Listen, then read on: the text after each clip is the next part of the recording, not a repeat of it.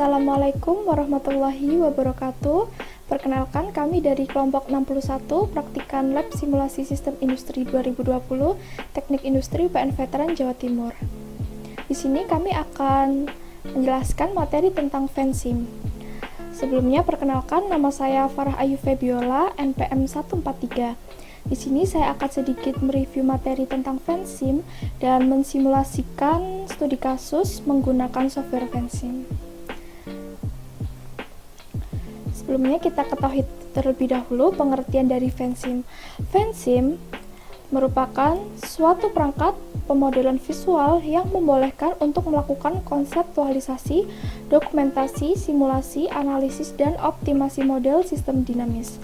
FENSIM PLE atau Personal Learning Edition merupakan suatu konfigurasi dari FENSIM yang dirancang sehingga penggunanya lebih mudah untuk mempelajari sistem dinamik. FENSIM PLE ini menawarkan suatu cara yang sederhana dan fleksibel dalam membangun model simulasi dari diagram simpel kausal atau causal loop diagram atau diagram stock dan flow atau stock and flow diagram.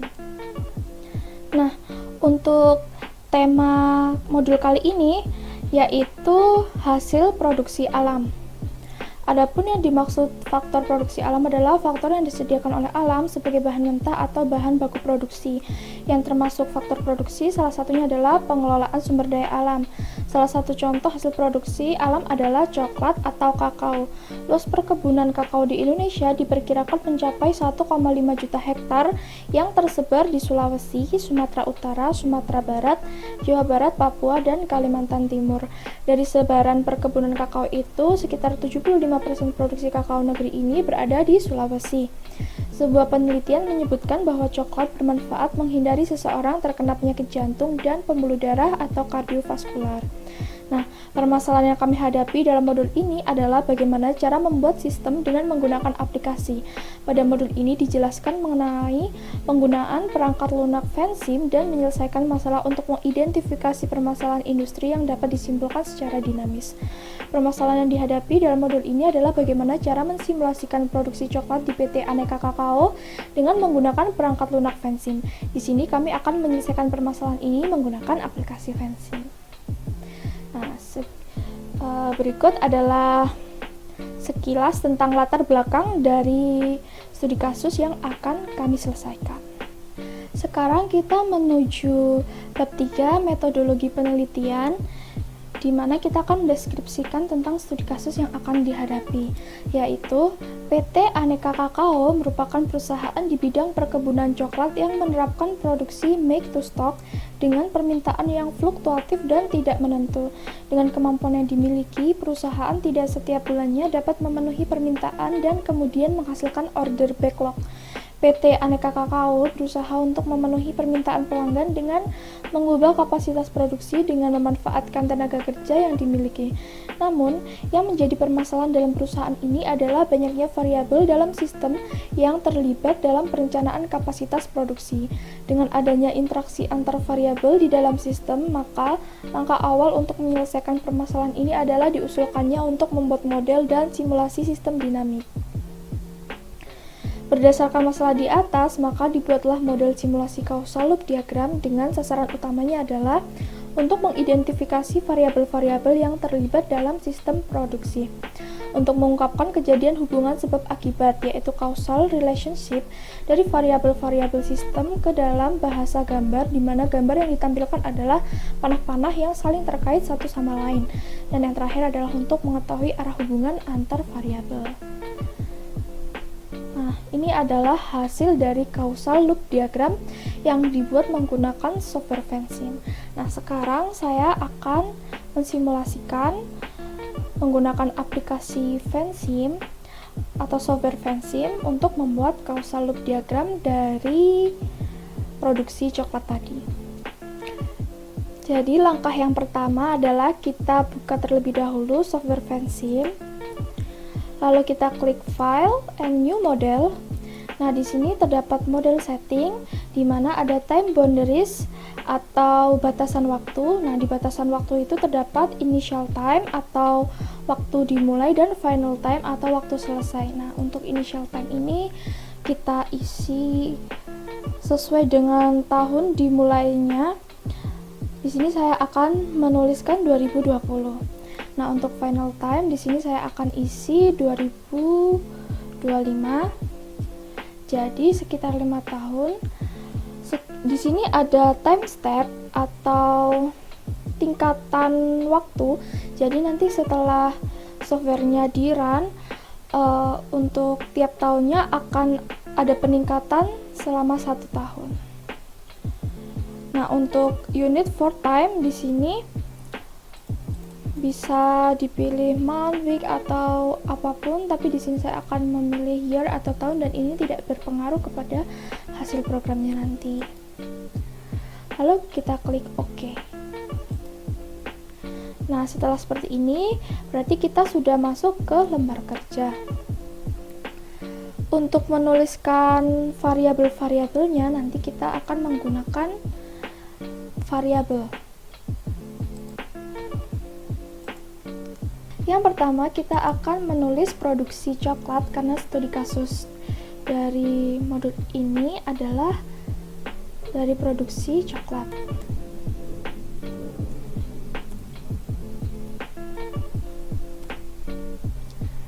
Lalu variabel-variabelnya kita tulis satu persatu. Yang pertama yaitu daerah gagal panen.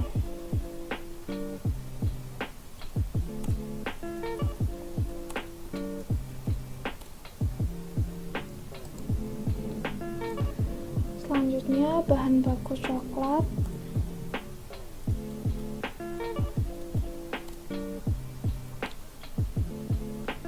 Luas lahan coklat.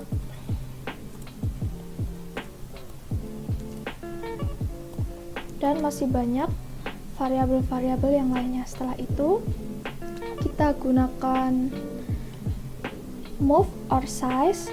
Nah, di sini untuk memindahkan variabel-variabel sesuai dengan yang kita inginkan.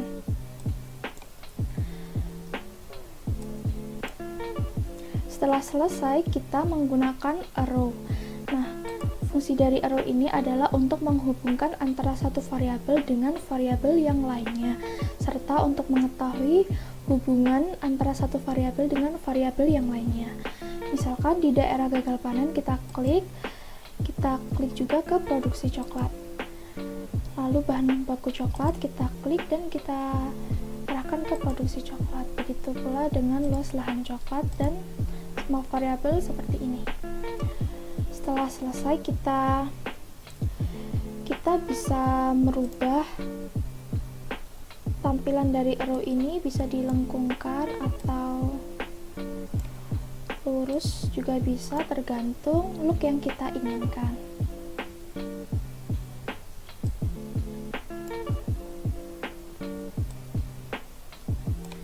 Nah, misalkan look ini yang saya gunakan untuk studi kasus ini. Lalu setelah arrow selesai, kita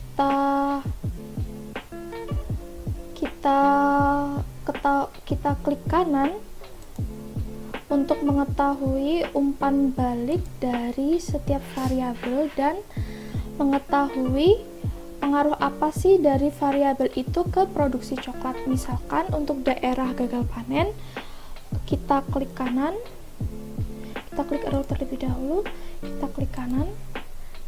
Lalu di sini ada polarity. Nah, di sini ada plus atau minus.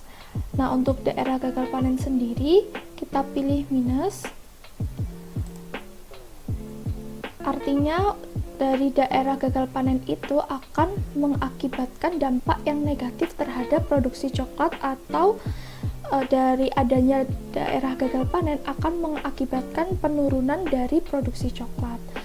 Lalu untuk bahan baku coklat kita klik kanan, kita pilih plus, yang artinya dari bahan baku coklat yang banyak akan mempengaruhi dari produksi coklat itu sendiri. Jika bahan baku coklat semakin banyak, maka akan meningkatkan produksi coklat dan menghasilkan dampak yang positif. Lalu untuk luas lahan coklat sama, kita klik kanan, kita pilih plus, yang artinya untuk luas lahan coklat ini akan mempengaruhi produksi coklat dan memberikan dampak yang positif dan akan meningkatkan produksi coklat itu sendiri.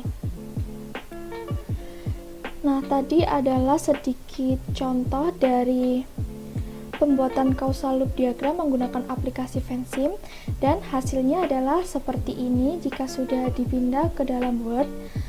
Nah, di sini saya akan menjelaskan sedikit bahwa causal loop diagram ini merupakan hubungan antara variabel satu dengan variabel yang lainnya.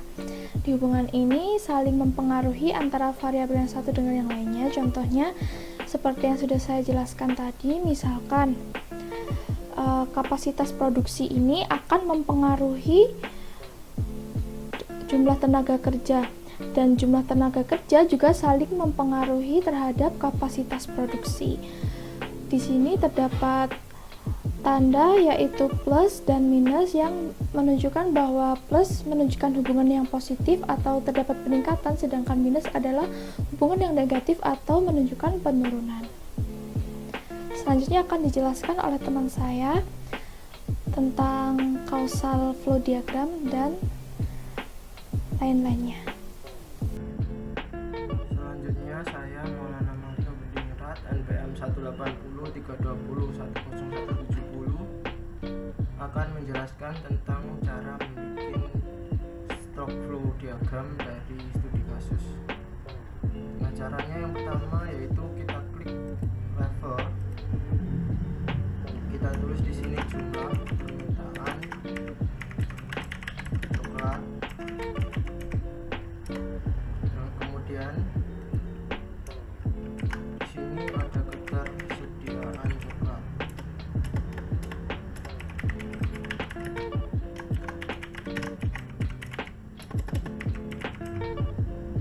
Nah, untuk selanjutnya kita klik di sini untuk membuat rate-nya. Di sini ada peningkatan permintaan.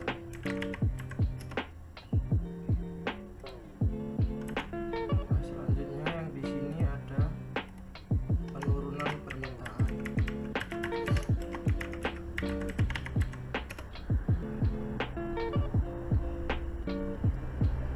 Untuk di sini ada luas lahan.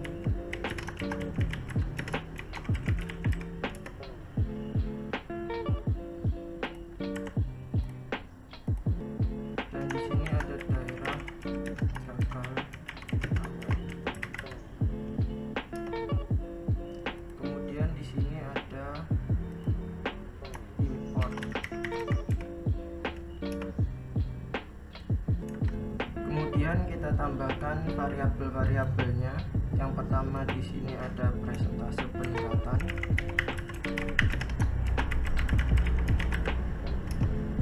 Kemudian di sini ada persentase penurunan. Nah, yang di sini ada permintaan pasar.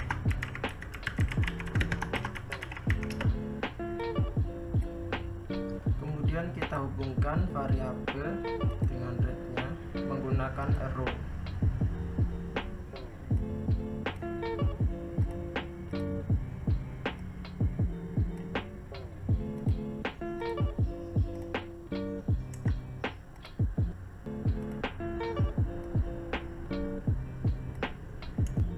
Selanjutnya, jika diagram stock flow sudah dibuat, kemudian kita isikan ekuasinya. Untuk persentase peningkatan di sini kita tulis unitnya persen, ekuasinya kita tulis 0,5. Kemudian untuk peningkatan permintaan kita tulis unitnya ton dengan rumusnya yaitu persentase peningkatan dikali 2000 atau angkanya sesuai studi kasus.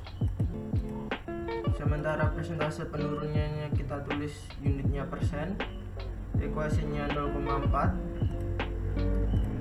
Nah, untuk penurunan permintaan kita tulis unitnya ton, rumusnya yaitu persentase penurunan dikali 2000.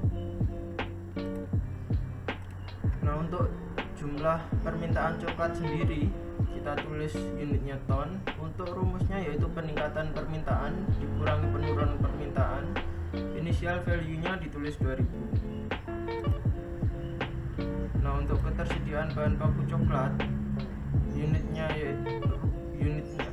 ditulis ton, kemudian equation-nya import tambah luas lahan coklat dikurangi daerah gagal panen dikurangi permintaan coklat. Initial value-nya juga diisi 2000. Untuk luas lahan di sini unitnya hektar, equation-nya 2000. Kemudian permintaan pasar unitnya ton, equation-nya 2000. Sementara untuk import yaitu equation-nya permintaan pasar.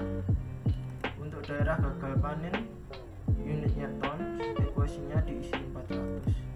Kemudian setelah itu kita klik simulate. Yes. Nah, untuk mengecek grafik kita blok jumlah permintaan coklat dan ketersediaan bahan baku coklat, kemudian klik graph. Nah, ini adalah grafik dari jumlah permintaan coklat dan bahan baku coklat. Sementara untuk datanya kita blok semuanya, kemudian kita klik tabel. Nah, di sini muncul output dari simulasi yang dibuat dari stock flow diagram tersebut. Nah, selanjutnya adalah kesimpulan dan saran. Untuk kesimpulan dari modul Vensim ini yaitu dari hasil output yang didapatkan, diketahui pada tahun 2021 total ketersediaan bahan baku coklat sebesar 3.600 ton. Pada tahun 2022 total ketersediaan bahan baku coklat sebesar 5.000 ton. Pada tahun 2023 total ketersediaan bahan baku coklat sebesar 6.200 ton. Pada tahun 2023 total ketersediaan bahan baku coklat sebesar 6.200 ton. Pada tahun 2024 total ketersediaan baku coklat sebesar 7.200 ton. Dan terakhir pada tahun 2025 total ketersediaan baku coklat sebesar 8.000 ton.